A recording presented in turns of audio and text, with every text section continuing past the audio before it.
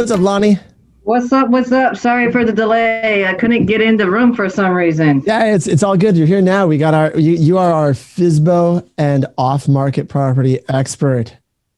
Thank you. Been running around crazy. Yeah. It's the appropriate time for an off-market property expert in a market like we're in, right? Yeah, for sure. It's a tight market. I don't think it's just a tight market out here where we are, but I think it's all across the nation right now. So it's a topic that is being talked about all over. How do people get their clients into properties, and how are you finding listings, and how are you making stuff happen for your clients, both on the seller side and the buyer side? Because the concern for sellers is the same thing. There's no inventory out there, so where am I going to go? Yeah, 100%. So I'm gonna turn it over if anyone has questions here, because I want to make sure the whole idea behind this is ask me anything. It's not me, it's ask Lani. Yeah.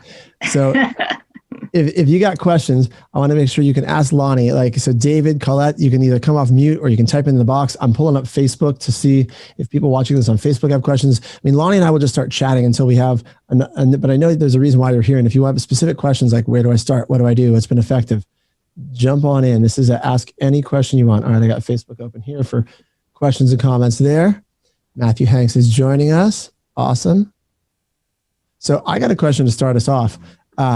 Have you always been focused on finding off-market properties, or is that something new with this market? No, I think in the last 3 years, our market, specifically out here in Tacoma, Seattle area, we've had tight markets in the last 3 years. So it's something that I've been building over time. And I think I focus more so right now due to the extreme lack of inventory. So it's only shifted me even more so, or pivoted me more so into the off markets over the last couple of years, to be quite honest. Yeah. But this is something that again, this is why we have Lani here. It's in a lot of our markets, it's new that we have such limited inventory. In the Pacific Northwest, in Seattle, Tacoma, where she is, it's been tight for a while. So I mean, Matthew, welcome to the Ask Me Anything. If you have questions, please jump on in. If you're just here to learn, all good. Awesome. Thanks, Jesse.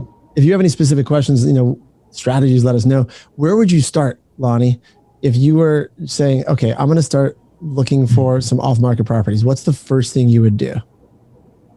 Well, the first thing that I've done is when I was first starting, like 3 years ago, right? I would have my buyer consultation with my clients, figure out their needs and wants and for criterias. And then what I did is during that consultation, I would say, hey, if you see any for sale by owner signs that you think you might be interested in, let me know, because you still need representation. And then once that took place, they would share it with their people, right? And then I would make a video on Facebook and say, hey, I have a client who's in, the 350 range, looking for a 3-bedroom, 1.5 bath in a particular area. And the reason why I did it that way is because the more that you're asking a potential person who may know of such properties, and you can get the locations down and the price point, their mind starts going and it starts filtering out people that they know. And they're like, oh, you know what? I did hear of somebody and I know of this house. And so what they do is they shoot me a text or a IM or a private message. And that's kind of really how it started to, how I started to get into off-market properties, to be quite honest. I love it. All right. So really just programming the people in your world. Yeah.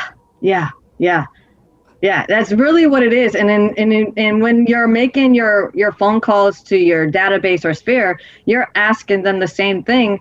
I'm checking in on you, want to see if you need anything. By the way, do you want to sell your house? Joke, joke, joke. Not really, but I need your house, right? Joke, joke, joke. I have another client, by the way, who's looking for a house with these criterias.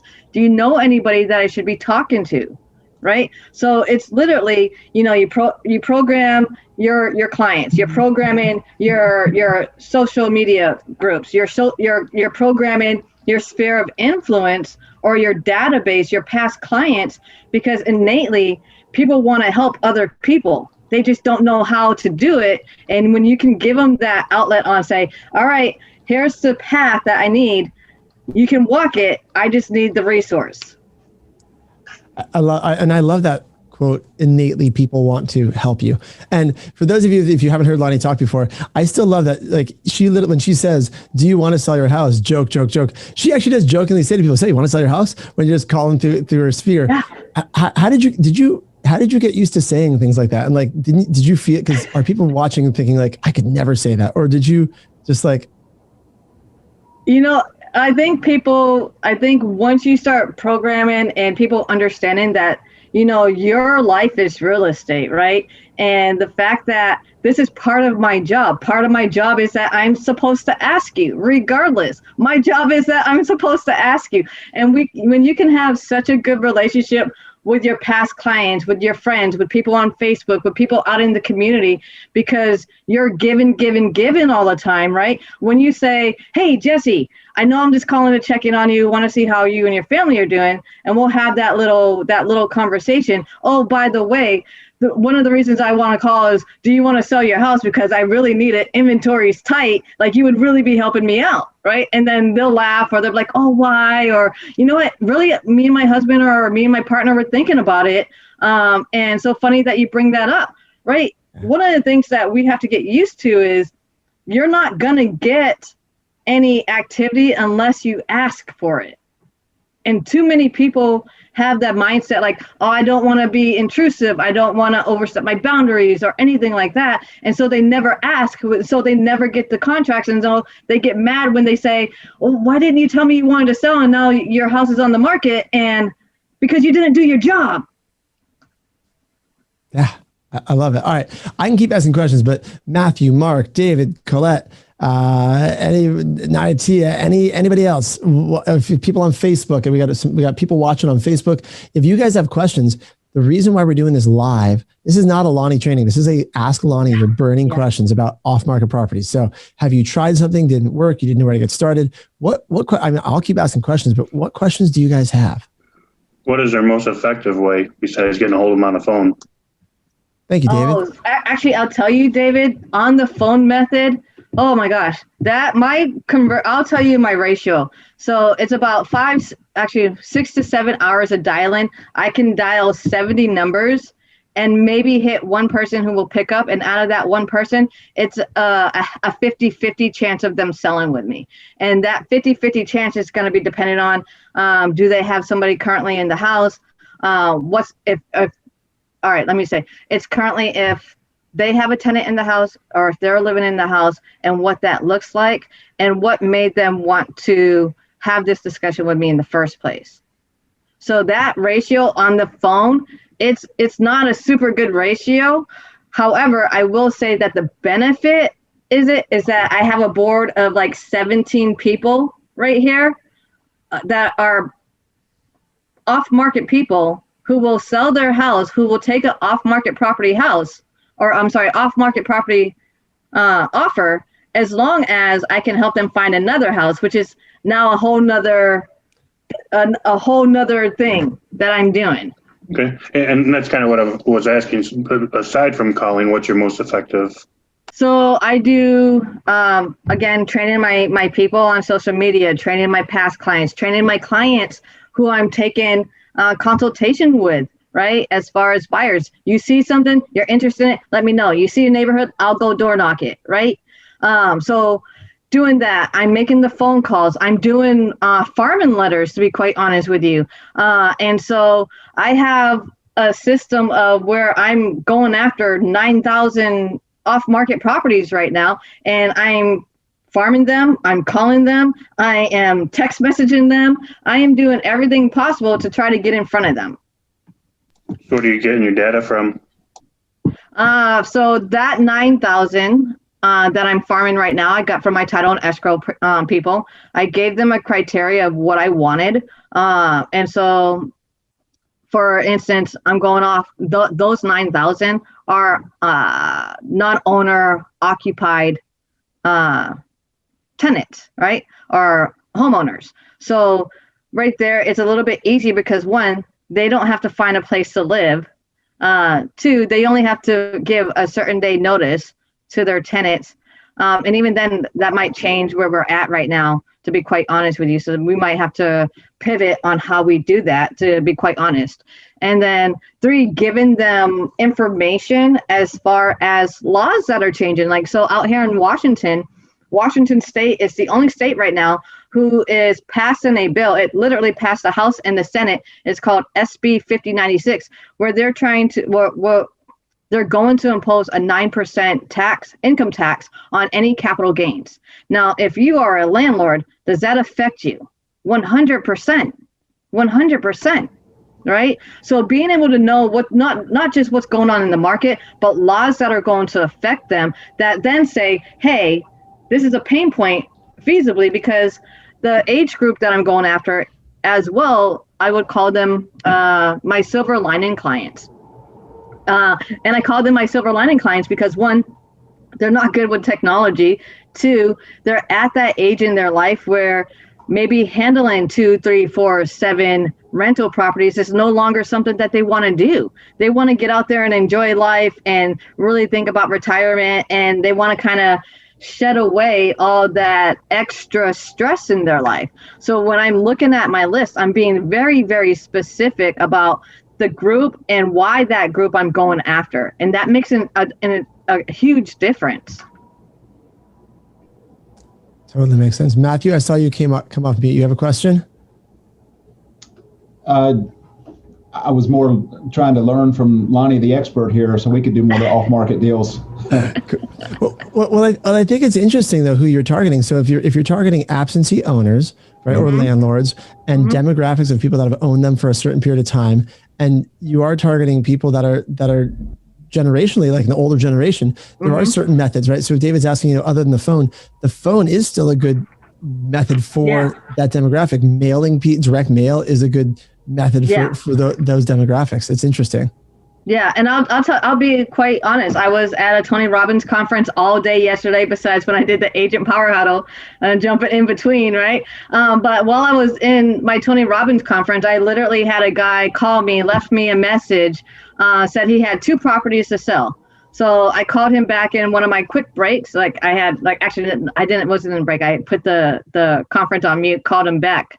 Because I listened to my voicemail. I was like, oh snap, this is 2 properties, right?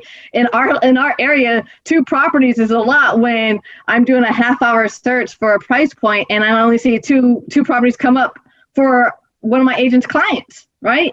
So 2 properties is huge. So I called him and I'm like going through and I said, by the way, how did you find me? Oh, I got a letter from you. Fantastic. I have a meeting with him tomorrow in my office at 9:00 in the morning to go over these 2 properties to sell. I love it. And what was the, I'm sure you sent out a lot of different mailings, but do you know roughly what the letter said that he responded to? Yeah. So that letter, it literally, I can, give me 1 second. I have one printed out because I have to do my mailers. Oh, good.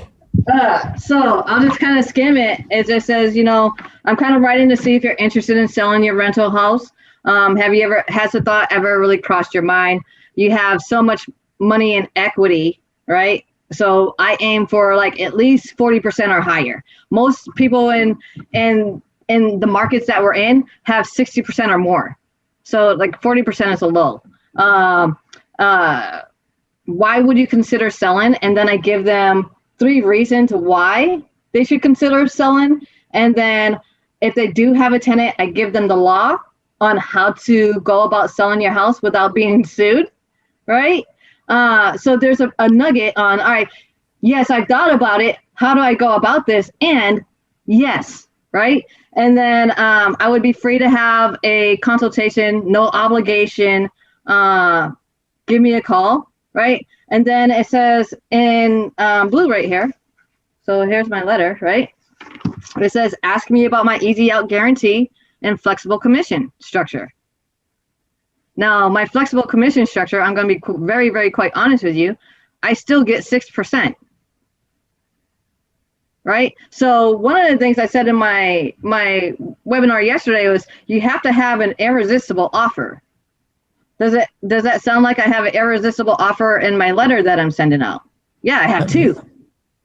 right? I have 2. So why wouldn't they contact me and sometimes they don't even think they want to sell until they get my letter. And then they're like, oh, snap. You know what? Maybe I should sell. And I've had those conversations, to be quite honest, as well. I love it. I love it. Matthew just typed into the chat box, and I don't know if you ever use these, Lani. He said they just added 100 We Buy Houses signs out in their market, and they went out last week, and they've already had 2 calls so far and 1 appointment set for later this afternoon. Do you ever use any of the We Buy Houses signs? I haven't, and I might have to do that as my inventory starts growing for off market. None of these have signed a listing agreement, but they're in very good communication with me. And like I said, the one thing I just have to do is find them something else that meets their criteria, and it's going to happen. Yeah. And with the amount of buyers that are out there, like, it's easy to find a buyer to fit the original property if that's what I need. Right. I love it. All right. What other questions do you guys have? Good questions so far. Yeah, so we're restricted, no door knocking, no cold calling. So a lot of the ways that used to work, it's been a year that we've been restricted here, and we have to be very careful in doing it. Mm-hmm. So I was trying to find some other ways around. I do the We Buy Houses signs and websites and a lot of things, but in my market, we're just completely saturated with people like that. Yeah, I would say to you, David, what is going to be most beneficial for you, because yes, we have these regulations being put on us, right? And I'm not going to lie, when I got fined for doing stuff once, but it definitely learned my lesson. I'm going to be very, very honest with you, right? Because as you go through this, you have to learn what you can and cannot do appropriately, and then you have to pivot and tweak, right? And so you have those guidelines or those infrastructures in place which make it a little bit harder. However, get into the habit of training your social media people and your client and your database, right? And say, if you know of anybody who's thinking of selling their house, let me know, because I'm sure I have a buyer for them, and we can probably make it a win-win, right? And then you start putting stuff out on Facebook and start doing videos. You're going to have to do those videos. So you're going to have to get in. And if you make a mistake, who cares? That just means you're human, right? People like to see the human component of things. And start really putting out, like, hey, I have a buyer who's looking for this, this, and this. Do you know anybody? And you're going to start seeing people. I'm going to be very, very quite honest with you. A lot of people don't do it because they're like, no, that sounds too easy. It is easy. It is easy, right? You don't have to make it difficult. Do those videos, put that out there, and you're going to start seeing people. And it might not happen right away because people's brains are filtering through the message that you did. But when they do, those contacts and those hits are legit. They're good contacts. They're good follow-ups. And train them to say, you know what, you know somebody, can you also get me the contact information? I would love to talk with them, right? Because now you don't have just yourself working for you trying to find off-market properties. You have hundreds of thousands of people doing some legwork for you to make that happen. Can I ask a question? And David, if you have follow-up questions too, when you say training your social media people, and I get them making videos, are you literally, because I have to go back and look at your social media feed now. And if you guys are not friends with Lani, go send her a friend request, go check it out. Are you literally dropping in like the multiple posts? Hey, if you know anyone who's thinking of selling, is that what you mean by training them? Are you directly telling them? Are you kind of saying it different ways? Like, how do you handle that? I do it in several different ways. So like, I'll do a video, right, of saying I'm looking for this, this, and this, and I have several clients who are looking for homes, and so I'll go through a couple of my clients. I don't do all of my clients because that would just be bombarding them with too much information, right, to keep track. So I'll do like maybe 2, right, and then I'll do a video. Do you know anybody? And then eventually I'll do a post. Hey, I have other clients I have another client looking for this, this, and this, or I'll do a story, or I'll do a Facebook thing. And so what happens is people will start, they don't necessarily respond right there, or if they do, fantastic, or they'll tag me in groups that somebody has a house that they're thinking about selling, right? Or they send me somebody that they know and they'll send me their contact information, which is even better. I think it was like the end of last week, I was in the office with one of my agents, and one of my past clients from like a year and a half ago, she hit me up and she's like, hey, my neighbor right beside me is getting ready to sell, I think. Here's the information. And I was like, hey, can you go get their contact information? Right. And so she's like, all right, let me go do this. Right. So now she's engaged and I'm engaged. And I'm like, and so it's when you have such a good rapport, right? And rapport is going to be everything. You have to build that rapport. Like, and if you don't have it, why are they going to help you? Right. But it's not about me. When I say, I make a video, it's like, hey, you guys, one of my clients needs your help. I take myself out of the picture because I'm not the hero. If you say, I need help, then they're looking to help you. But if you say, hey, one of my clients, I'm no longer the person that needs the help. They're only another resource for them to help my client. It's like when we're doing a food drive for a family that needs help during the holidays. When I'm asking for, hey, can you guys do a can here or there, or can you guys donate $5? It doesn't matter the amount. I just need some information, right? And as that information starts trickling in, the better that information starts getting down the road as they start becoming aware of, you know what, when I'm asking, it's because they want to really help. And when they have that resource, they help. And that I love. I hadn't thought about that psychologically in terms of social media. I love that you're making it about the client, because now it's not just like, hey, no one's selling. You're even if they don't have a house that matches that criteria, because they just know you, they just think of you like, oh yeah, Lani's always hustling, looking for that house for so-and-so. Hey, I know someone is thinking like, maybe I should connect her up there. That's a really cool psychological impact of what happens when they start seeing you asking for. Plus, it's something that doesn't get spammy, right? It's not like, hey, you're taking a selling. Hey, you're taking a selling. It's like, hey, I'm looking to help this client who needs this house in this neighborhood, this many bedrooms, this area. Yeah. Yeah. And it's really all about serving, right? If you listen to some of my past agent power huddles, it's about how much can I serve you guys, right? And how much can I help you guys?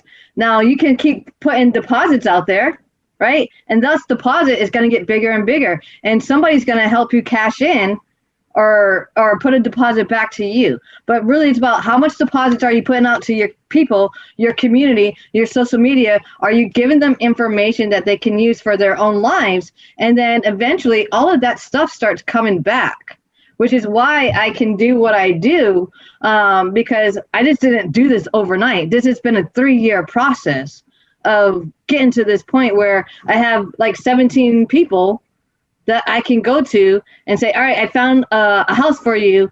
It fits everything that we talked about. Now we're going to go find somebody for you.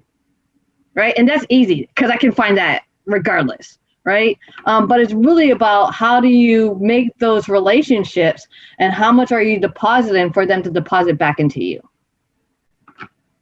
I love it. We got time for maybe one more question from anybody.